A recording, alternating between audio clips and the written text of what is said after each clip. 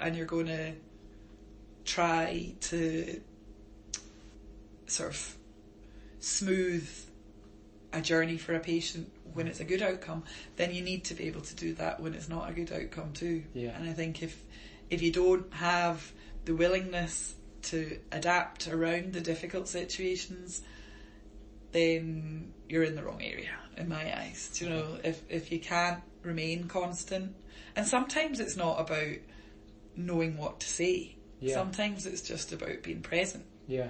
Do you know? So sometimes if we deliver bad news and I'm there with the consultant and maybe I stay on with the patient, I might have nothing to say. I might have nothing to elaborate on. Yeah. But then at least they're being given the space and time to maybe gather their thoughts, and maybe then I leave the room for a while and go back half an hour or an hour later. Yeah. Do you know, because sometimes once something's said, there can be a shock factor too when it's said that we don't think there's any other treatment available that's ever going to control their disease. That's a shock, just like their diagnosis is a shock, because they get used to being on this continuum of a new treatment and a new treatment, and we'll try this and we'll try this, and they have the fear at the back of their mind that there may come a time where there isn't another one available, but they push that as far to the side as they can, so it's still a very big shock when it happens. And so I think I think I've answered that. Okay, I don't know. Perfect. So would there ever have been a time that you struggled or felt overwhelmed? Definitely when I was younger, like that time I was describing with the guy that was, like, he still even remember patient's name like that. Like, I know he was called Gavin Sloan, I know he was 24, I don't remember his girlfriend's name or his mum's name, but situations like, and I suppose what other aspects that made that particularly difficult was we had a consultant that was a really poor communicator that couldn't cope with those difficult circumstances when we could not get his leukemia into remission, and that we knew what the inevitable outcome was going to be. And in that circumstance, the doctors chose to tell his mother and his girlfriend and not him initially. And the unethical approach there made me more upset and made me more angry, even though I was only like 20 at the time, or 21 maybe by then.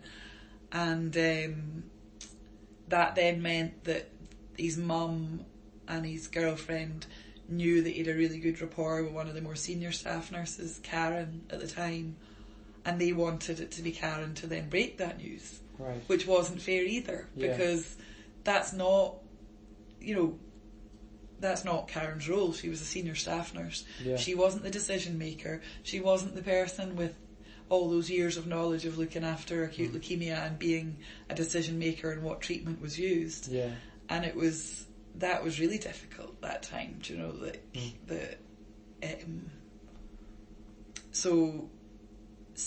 I think circumstances like that are either unfair on the patient or unfair on the staff because of how other members of a team chose to approach it.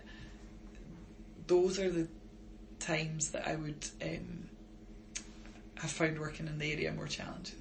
And I suppose, like I said, and it wouldn't just be that one guy that stands out from when I was new to malignant haematology. There would be others too, and those are what challenged me more then, and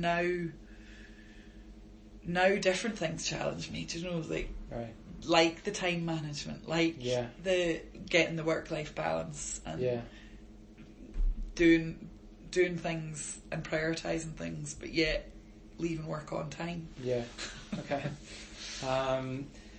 So then if there was somebody that was interested in getting into the field of oncology nursing, two questions. First, what qualities do you think a person ideally would have to do the role? And if there was someone that was coming to you and was thinking about doing it, what advice would you give them about it? From my own experience of going into it straight well, obviously doing 6 months agency, but mainly in that same unit, and then